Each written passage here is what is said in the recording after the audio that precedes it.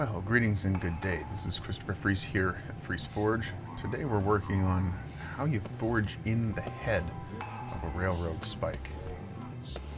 The first thing we really want to do here is begin to square up the head of the railroad spike. So we're doing that by putting on its side, putting it on end, and forging the sides and the ends towards the center of the head.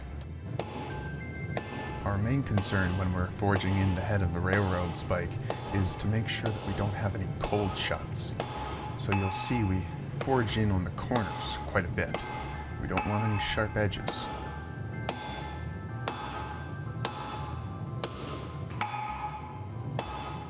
Now that we've got it to kind of an off-centered square, we want to begin to forge in the very corners. We really don't want there to be any corners, any sharp edges, so we want to forge those in when we see them having been created. The forging in of a railroad spike head is really just a lot of upsetting. You're upsetting it all back in on itself, forging the metal back in on itself. It's very easy to do wrong and to end up with cold shuts. If on your first attempt you don't succeed, don't be discouraged.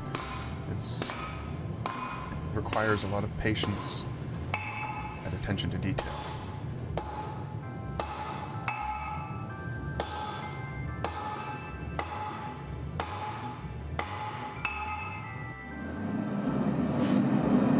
It's a nice first heat. Notice how there's quite a bit of scale coming off the metal. That's because I left the piece in the fire a little bit longer than I should have. In a propane forge, your piece will just kind of scale away. What would have been better to do before I began the actual hammering is to give it a good hot brush, get a lot of that scale off, and it'll also help with the hot brushing to remove any jagged edges that we're trying to avoid and help to ensure that our piece doesn't have any cold shuts.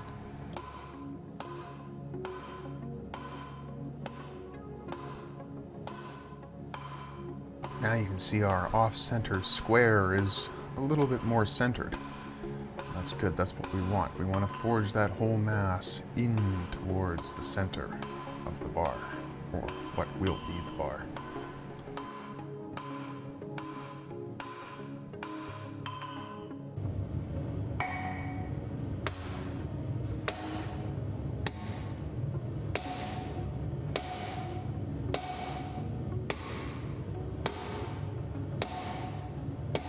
If you know how to forge a square corner, think of this as almost the exact opposite of that.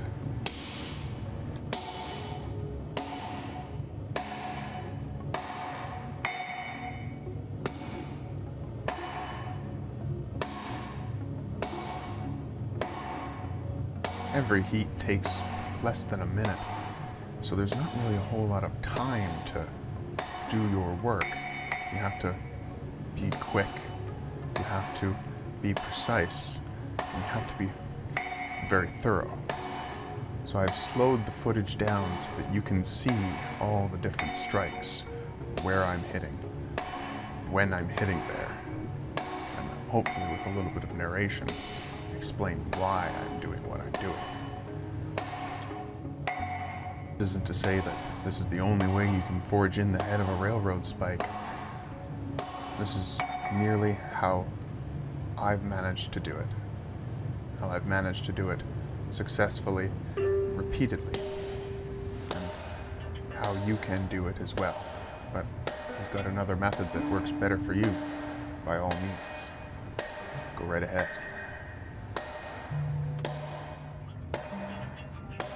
I always make my fair share of mistakes, but those mistakes are integrated into the piece as you carry on, and they become happy little accidents.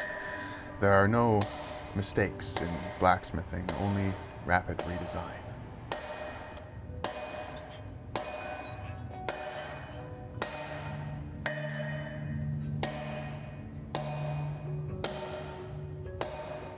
We're nearly done. We've got this bar squared up pretty well. The next thing you'll notice is we've got a fair deal of fish lipping that we need to address, so we will do some actual upsetting, putting the fish lipped end on the face of the anvil and striking at the far end. Because the propane forge is a rather long heat, I end up having to do quite a bit of straightening, far more than I would have if I had gone to the trouble of cooling off the areas that I don't want to move. This is a good lesson for everybody to learn. If it's yellow, it'll bend, it'll move. If it's black, it probably won't. So if you want an area to move, make sure that that area is bright and yellow. And if you want an area to not move, then you make sure that that area is not. Hope you enjoyed this today. Thank you all for watching. May the Force serve you well.